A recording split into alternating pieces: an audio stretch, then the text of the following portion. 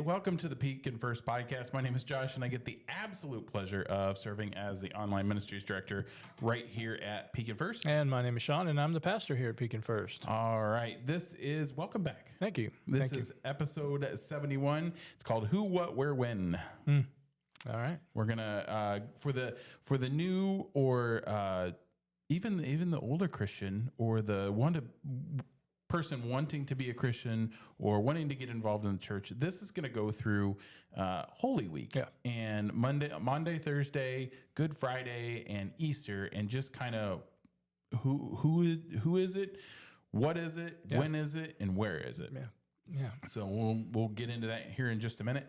We start every podcast with this week's personal best, and Sean, I'm going to let you go first. Well, Josh, this has been a kind of a rough week for me, but I do think Wednesday lunch was great. That was a really good time. I'm really looking forward to this weekend as well. We'll talk more about this weekend as we go, but yesterday's lunch was our final Lenten lunch, and we had a great message, a great meal, good fellowship, and I just, again, was very grateful for this church and for their willingness to try new things. And this is the second year in a row we've done the Lenten lunches, and I think they've been really successful. Absolutely. And the food was fantastic. I said on, I think last week or the Monday update, that I had given up. Last year I'd given up sugar, so I didn't get any of the desserts. Right. Yeah. And this year I was glad God wasn't calling me to give up sweets again. Yeah. Good desserts this year. Good desserts for sure. Yeah. All right. And my personal best was also Wednesday afternoon. I got to spend lunch with my youngest grandson. So Zena is taking the grandkids 2 days a week.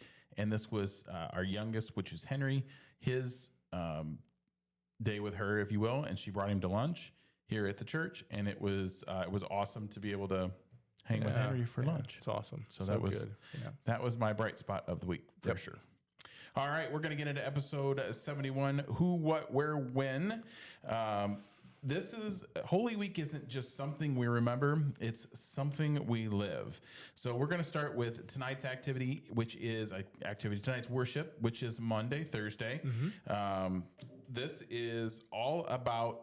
To me, it's all about servanthood, and this is all about how Jesus serves, if you will, his followers. Yeah. So I'm going to kind of let you have it. All right. if you will. Yeah. And let's get into Monday, Thursday. Sure. So I guess where I'd start is if you're new to the Christian calendar, if you're new to Holy Week, those kinds of things.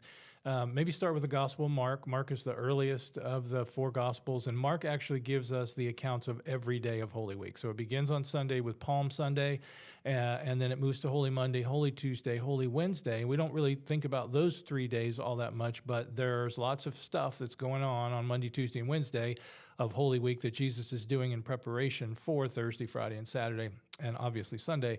But once we get to Thursday, we get into what we call the Triduum, the 3 days of the Holy Week, Thursday, Friday, and Saturday, Holy Saturday. Thursday has been named throughout the tradition as Maundy Thursday, not Monday Thursday. Some people are like, why do we do Monday and Thursday together? No, it's Maundy, Maundy, and it comes from the Latin word mandatum, which is where we get our English word commandment from. And what Jesus does on Thursday night is he gives a new commandment. And we're going to really flesh that out tonight in our service.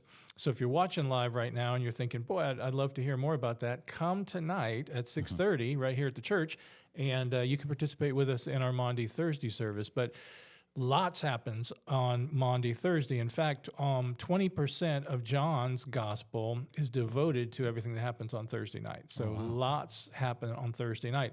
It starts in an upper room where Jesus has a meal with his disciples, and then he shares the Lord's Supper with them.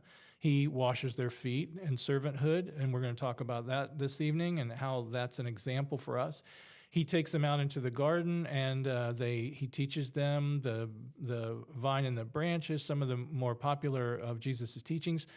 Then he goes off into further deeper into the Garden of Gethsemane, and he prays, and he asks God to to help him to understand what he's about ready to do. And this is a beautiful moment because Jesus in that prayer says, Father, if it's possible, let this cup pass from me, which is Jesus' way of saying, I'm not really all that interested in doing what I have to do tomorrow, which, we don't think about that a lot, but that's the human nature of Jesus saying, I don't want to suffer. I don't know any of us who would say willingly, yeah, I really want to suffer.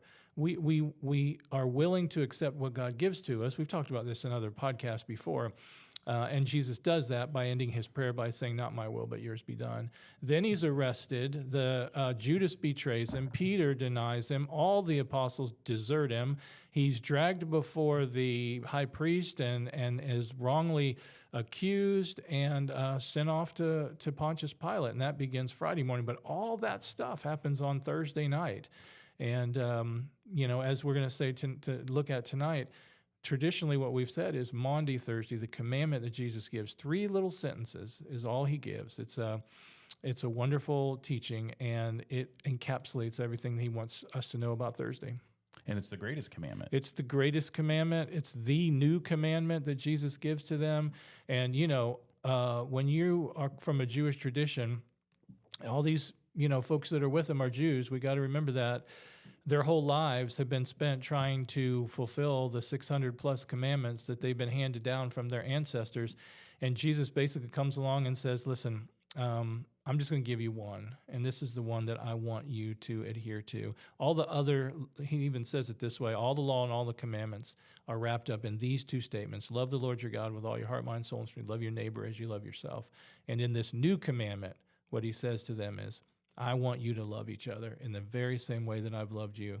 I want you to love each other that way because this is how everyone's going to know that you're my disciples when you have love one for another. Absolutely. And you mentioned that Jesus has what we call the Lord's Supper with his disciples. Here in the Methodist tradition. Mm-hmm. The table is open, communion. So if you do come tonight, communion is open. Right. And you say that every time you break bread for communion. Right. It is not the Methodist table. It is not the Christian table. It is God's table, and everyone is welcome. That's right. Yeah, there are some traditions, unfortunately, where you're turned away at the communion table if you don't belong to that particular faith tradition. We don't do that in the United Methodist Church. We say, John Wesley, our founder, said the communion ought to be for everyone. And so no matter who you are, where you've been, what you've done, you are welcome to come to the Lord's table, receive the elements tonight in remembrance of Jesus and his final Last Supper with his disciples. All right, so moving on to Good Friday, and they call it Good Friday.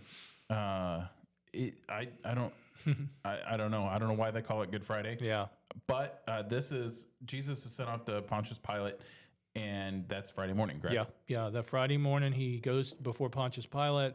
There's a lot of back and forth. Some of the Gospels say that he gets sent off to Herod to be questioned as well. He comes back to Pilate. Pilate is trying really hard not to have to crucify this guy because he knows that it's probably not a good thing. In fact, his wife comes out at one point and says, "Don't you do anything to that guy. I had a terrible dream about it. It's not going to go good for you if you do this." So he's trying to convince, the crowds, and of course the religious leaders have got the crowds all worked up, and they're shouting "Crucify!" And then we have this moment where Barabbas comes out. The governor says, Pontius Pilate says, "I'm going to release a prisoner to you," and he hopes that they're going to say Jesus, but he brings out a notorious criminal named Barabbas. We talked about him in our last sermon series, and they want Barabbas. So Barabbas gets released to them, and he sends Jesus off to be scourged. And this is a horrible, terrible form of punishment that is doled out. Many people die as a result of the scourging. They're whipped basically with 40 lashes on their backs. And so Jesus is scourged. He has a crown of thorns shoved upon his head in mockery of his claiming to be a king. They put a purple robe on him. They send him back, and Pontius Pilate eventually says, "I'm washing my hands of this. It's on you, but go ahead and crucify him." It's about 9 o'clock in the morning on Friday. And, you mentioned that it's called Good Friday. a lot of people wonder why in the world we would call this Good Friday. You know, the Friday after Thanksgiving is Black Friday. Right. You would think that would be what we would call this, but traditionally, I think the reason we call it Good Friday is because of what Jesus actually does on the cross for us. It's not good that he has to do what he does, what he has to go through. It's good for us because it is the ultimate sacrifice for us, that if we truly just simply believe in him and his death and resurrection, then we will be saved. And that's what Jesus is doing. He's going to the cross as a final act of ultimate love to show us God's incredible love for each one of us by sending his son to die on a cross for us, to take our place, to be the one who takes on the punishment for us. So you can correct me if I'm wrong. And so even though I've been a Methodist for quite a while, it took me a long time to understand Maundy, Thursday, Good Friday, and as I started experiencing them, they started to they started to mean something. They started to have character. It all started to fit for me as a Christian. Yeah. So if you're one of those people that are out there and you come to church sometimes and sometimes you don't, or you're a infrequent visitor or even a frequent visitor. I was here weekly and still didn't come to Maundy, Thursday, or Good Friday service. Right. And when you start to do that, that's when you start to dig a little deeper into your faith. And I know that from experience because it all started with the start of Lent, and Ash Wednesday. Mm-hmm. Yeah. And that's the first year I went to Ash Wednesday, and I thought I have to go to Maundy, Thursday. I have to go to, and not because I had to, but because my curiosity had started to peak. Yeah. So you mentioned the purple robe, and correct me if I'm wrong. Is the color of Maundy, Thursday purple? The color of Lent as a whole season is purple, and that's why it's significant. Yeah, and a lot of people wonder why we do colors, but that's just tradition as well too. Nothing majorly symbolic about it, other than it is the color of royalty, and it is the color of penitence as well. You notice in Advent, when we come to the Advent season, we have the 4 candles on the Advent wreath, and 3 of them are purple, and 1 of them is pink. But purple was for a long, long time a color of repentance and sacrifice, and all of those things blended together. So I want to jump back to something too that you just said about Lent, and I think what you are describing, Josh, is what I think for me when I first discovered the Christian calendar as a whole, it changed my life forever. So I normally just would follow the civic calendar. When it's Christmas, it's Christmas. When it's New Year's, it's New Year's. Easter was always there, but it wasn't a holy holiday. It was a secular holiday for me, 4th of July, all of those things. But the Christian calendar begins on Advent and the last, the 4 weeks before Christmas. And you have the season of Advent, and then you have the season of Epiphany, and then you have the season of Lent when you get into it, and then Pentecost and so forth. And these seasons dictate the way that we think about everything else, So for the season of Lent, starting on Ash Wednesday, and then 46 days later, we get to Easter. For 46 days, our mind is focused on following Jesus to the cross. And if you skip Maundy, Thursday, and Good Friday and just go right to Easter, you've missed the most important part of the story. Jesus goes to the cross for us. He dies on the cross for us. And he has to do that. He can't just rise from the dead and let's celebrate and sing all the songs and then go hunt Easter eggs and have ham. You gotta have Maundy, Thursday, and Good Friday, and then you gotta have Holy Saturday. And a lot of people don't think about Holy Saturday much either, but that's the day Jesus spent in the tomb, a full day in the tomb, silence. The people who were there at the time, were grieving. They didn't know what was happening. Holy Saturday for me always represents that time of waiting in our lives. And, a lot of times we're going through stuff and we have to wait. And we don't like to wait. We don't like to be patient. But Jesus was 3 days in the tomb for a reason, from Friday night sundown to Saturday night sundown or Thursday, Friday 1 full day, Saturday 1 full day to Sunday, the 3rd day, for a reason, because he couldn't just go into the grave and then come right out. Otherwise, we would never understand what it means to wait and to be patient and to trust that even in the most darkest, difficult, painful times of our lives, when it doesn't feel like God is at work, God is at work. Yeah, 100%. I feel that a ton because just you tend to get down on yourself and you get into situations and I talk about it a lot on this podcast. You got to know that God is with you and walking with you for sure. Yeah. Mm-hmm. Yeah. All right. So Easter, the victory of life, the resurrection, and Jesus is alive. So this is Mary goes to the tomb. Yeah. And opens the tomb. Yeah, well, it's open. It's already open. Yeah, right. Yeah, it's wide open. And, you know, I don't want to spend a lot of time on Easter right now because we're not there yet, you know? And I think a lot of times, again, we want to get to Easter so fast to celebrate. But the thing that I would say about Easter is if you're going to come on Saturday night or Sunday morning for Easter celebration, I really want to encourage you to come tonight or tomorrow night or both nights if you can, just to, you know, prepare yourself for the celebration. The celebration is what it's all about. I mean, the celebration is the fact that Jesus didn't stay dead, that he did rise from the dead. And because of that, death is defeated, hell is defeated, the grave is defeated, Satan is defeated. All of those things, we have hope. You know, that's the key theme for Easter Sunday. It's hope. We all, no matter what happens in our lives, the worst thing that could ever happen is never the last thing because of Easter. And so that's what we're going to focus on. But I don't want us to get there too quickly because I want us to remember that those earliest disciples, they didn't expect anything to happen on Easter Sunday morning. It was not a spectator event for them. They did not get up in the morning and say, kids, let's get dressed and get down there to the tomb because Jesus is going to come out and it's going to be an amazing event. We're going to sing Up from the Grave He Rose and it's going to be awesome. They didn't do that. None of them were thinking that anything was going to happen. It was the shocker of all shockers to Mary and to the other women when they got there. And the angel appeared to them and said, he's not here. He has gone. And you're to go back and tell the disciples to meet him. He's got some marching orders for you. Right. So join us tonight here at 6:30. Monday, Thursday is here. We've got a combined choir where we do Monday, Thursday with Grace. So we've got a combined choir tonight. It's going to be a packed house, hopefully. Hope so. And it's Scott and Julie and who is the choir director over at Grace? Dr. Remington. Dr. Remington have put together a fantastic musical program for tonight. And then there's also, of course, going to be a great message.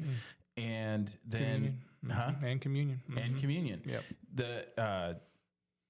And again, if you come for Monday, Thursday, communion is open to everyone. And then we've got tomorrow, Good Friday. I think Good Friday is the one that got me the most because at the end of Good Friday, it's silent, right? There's not a like every Sunday after church or after Saturday night service, there's music. Right. There's nothing. Right. And it's a very quiet, somber, because you realize what has just happened. Right. So tomorrow night, the contemporary worship team is going to put on the music for tomorrow night. They always do a fantastic. I know Eric's been prepping for that. We've been communicating back and forth. Been prepping for that. So he's prepping for that. He's got an eye for that. So that'll be a fantastic worship service.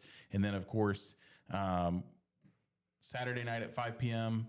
celebrating Easter, and then we've got our Easter egg hunt that night, and then Sunday morning, of course, 8 a.m. and 10 a.m. online as well. Right. So we look forward to seeing you this weekend, and thank you, Sean, for I kind of put that in your lap a couple days ago. That's all right. I just know when I was getting into becoming a Christian or got curious about becoming a Christian, it was all so confusing. Yeah. It was just so confusing, and I felt so lost. But as you get into it, and you participate in Ash Wednesday, and you get into the seasons, like you said, it starts to you just start to deep root your faith. Yeah. And it all starts to come together. Right. All right. I believe that's all we have time for this week. And so we look forward to seeing you this weekend. And remember, if God put us here to do great things, so let's go do great things.